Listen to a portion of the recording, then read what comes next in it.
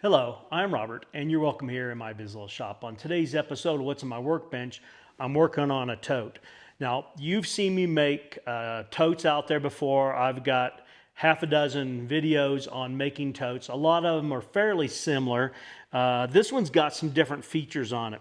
So I've gotten it up to the point here where it's probably kind of the same as what I've done in the past. There's a couple features I'll show you a little bit different, but we're going to work on a handle adjustment piece here that I thought you might find interesting. It comes a little bit from some saddle making in attaching a strap to a fender or such. At least I believe that's where I've seen it on a saddle. And but you know what? Let's get over on the workbench and I'll show you where I'm at on it and the reason why I'm doing it this way. And I guess we'll find out how well it'll work. I appreciate you taking time to be with me in the shop today. All right, so this tote is made from some blue chrome tan leather that I purchased from Tandy. I purchased a complete hide of it, two sides. And I've made a number of bags and other small items out of it.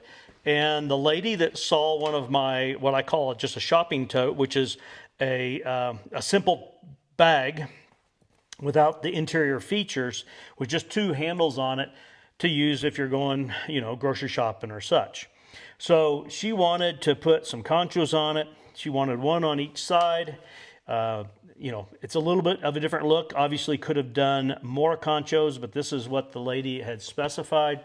And she wanted it attached, this shoulder strap. It's got a crossbody shoulder strap. She wanted it attached in a different manner than I've done before. And I thought, you know what, I'm up for a challenge, so let's give it a try.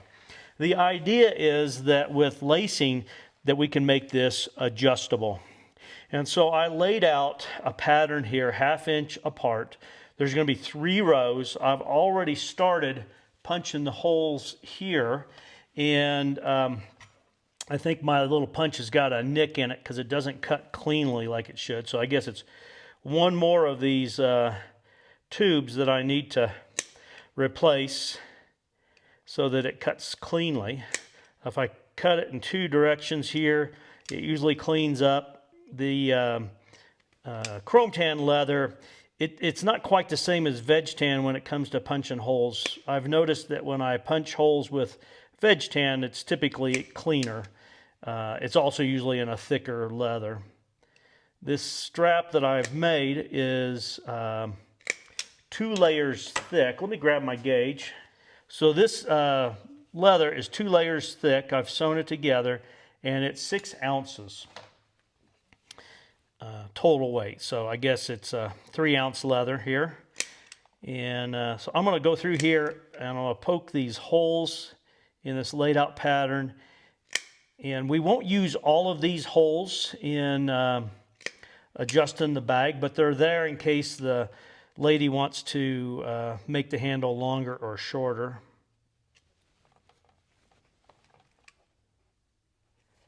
I'll go through here and clean up these that haven't fell out yet. And when I get that done, I'll come back.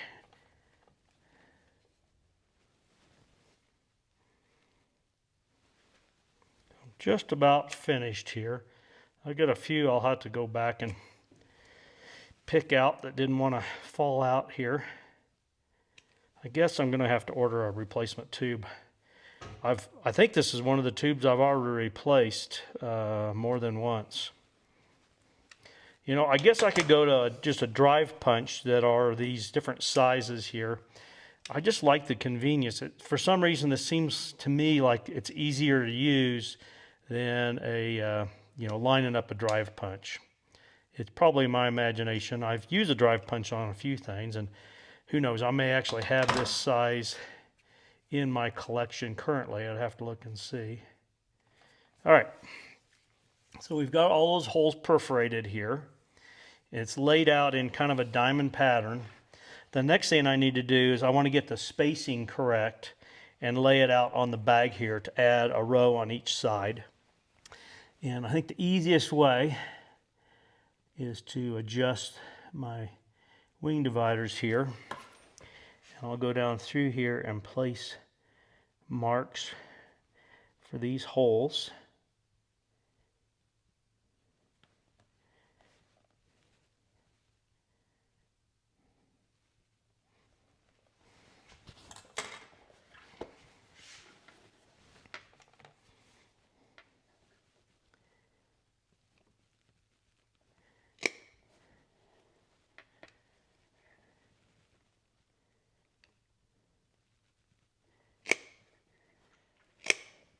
And I cut, while I was cutting out the bag, I cut myself some lacing out of this same colored leather.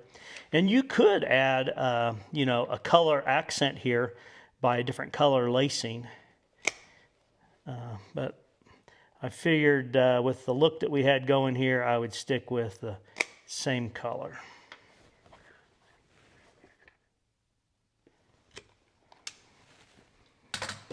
All right. Got a couple spots here that need to be cleaned up, but I think we're pretty good.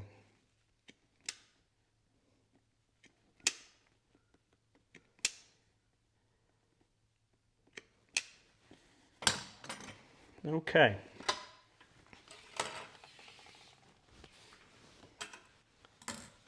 Let me grab my lacing. It's just 1/4 inch wide. I need to cut this to a point to allow me to install it easily.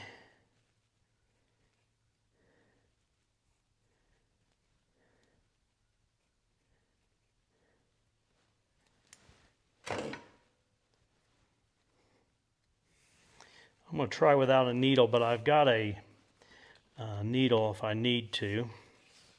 The lady wanted this installed at 41 inches. Let me measure here. And 41 inches is the third, let's call that the 4th set of holes down.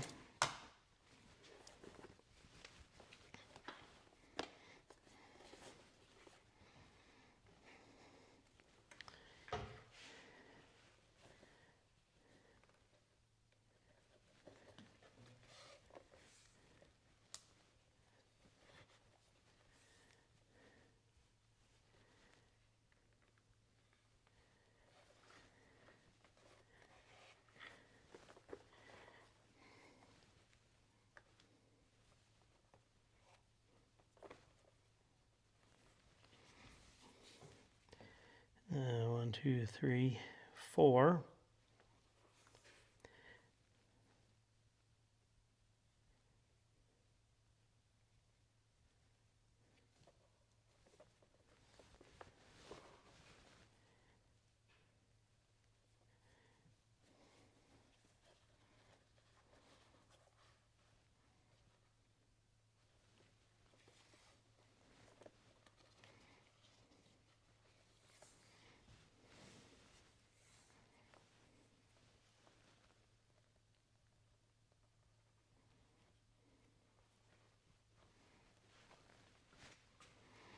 Line this up with my tool here, and these two go together in the same hole, so it's probably better to feed them through at the same time.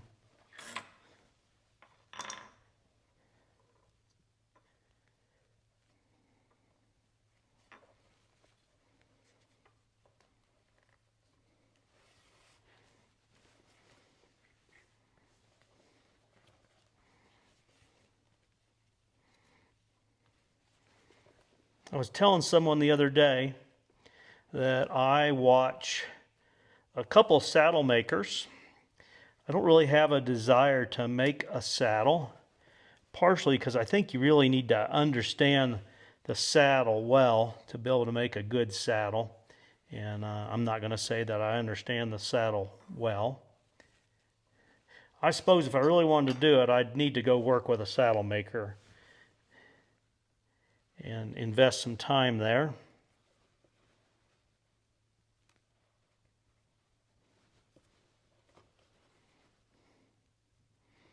This would be easier to do through some thicker veg tan leather, obviously. But I thought it might be kind of an interesting design feature here.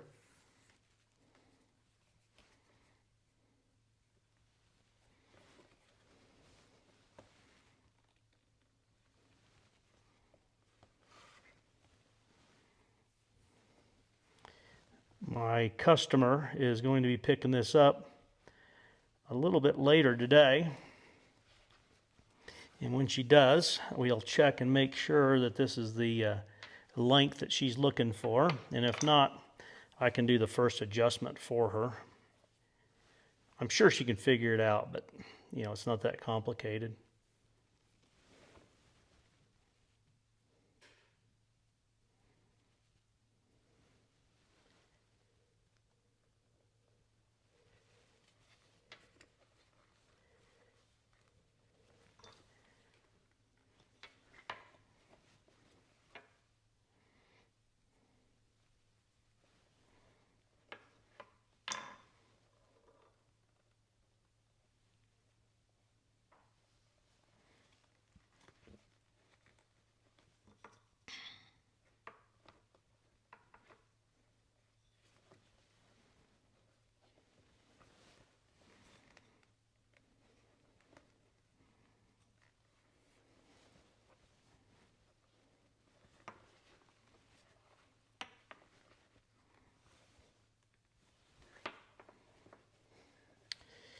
A little bit of a challenge. I suppose if I used some rawhide, it would be easier because it'd be a little bit stiffer. Once again, I wanted it to match. So it may take me a little bit of time, but I'll get her done.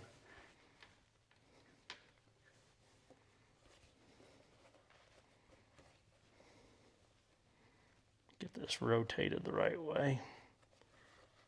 Now to finish this, you could finish it to where the laces were on the inside, but I kind of think she kind of likes the look of the lace. So I created one extra hole, and instead of coming here and then up in, what I'm doing is I'm going to just come out at that spot with both of these laces.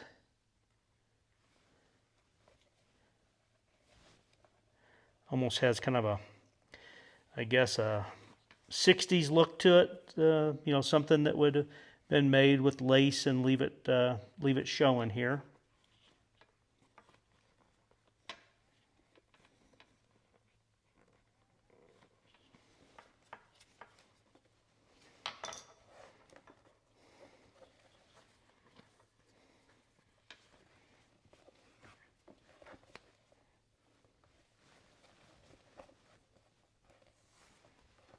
Okay.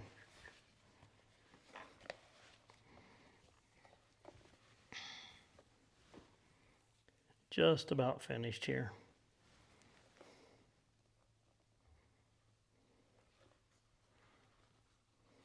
There's probably an actual name for this lacing here. Maybe if someone knows what it is, they'll let me know.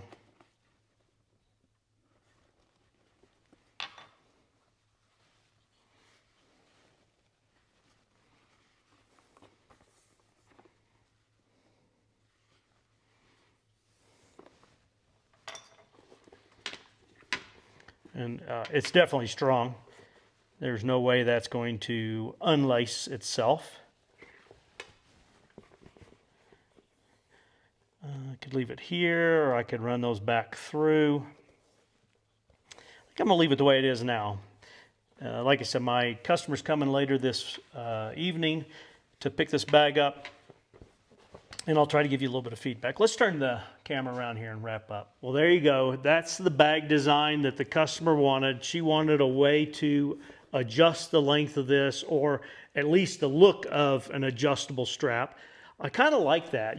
I may make some of my other travel totes and use some type of lacing like that. It would be interesting because a lot of times I'm trying to figure out what length handle someone really wants. And as I'm looking at this, I could make my travel tote. Let me back up. So on my travel tote, it's a big enough bag that when you've got it hanging down by your side, I don't want people to have to like hike up their arms to carry that tote and not have it bang on steps if you're going up stairs. And so I keep the handle short enough to where, the average tall person like me, all right, that was a little bit of a joke, but the average person that won't rub on the ground, won't run into the stairs. Yet, I want the handles long enough to where you can get it over your shoulder. I could create that same travel tote, and I might do that on the next one, create that same travel tote and have the handle to where I can put it on with lacing at that height. But if someone wanted a longer strap, maybe even to wear it crossbody, because that's what this lady here, she wanted this bag to wear either on one shoulder or if she wanted to wear it crossbody. And so, you know, that in some cases takes two different lengths of a bag to do that. So this allows it to be adjustable. So anyway, I hope you found today's video interesting. I could have gone through the whole build the bag, but we've already done that. And I thought maybe you'd enjoy just seeing this one feature here. But I'm telling you, as I think about this, I may use this as a way to attach those handles on some of these other bags to the bag. And then on this, I put my normal features I have on my travel tote on the inside. It's got a pouch here for small items. It's got a clip for keys, or maybe for a small bag to organize things inside of the tote. I appreciate you taking time to be within the shop today. Please like, share, and subscribe if you haven't done so. Have a great day.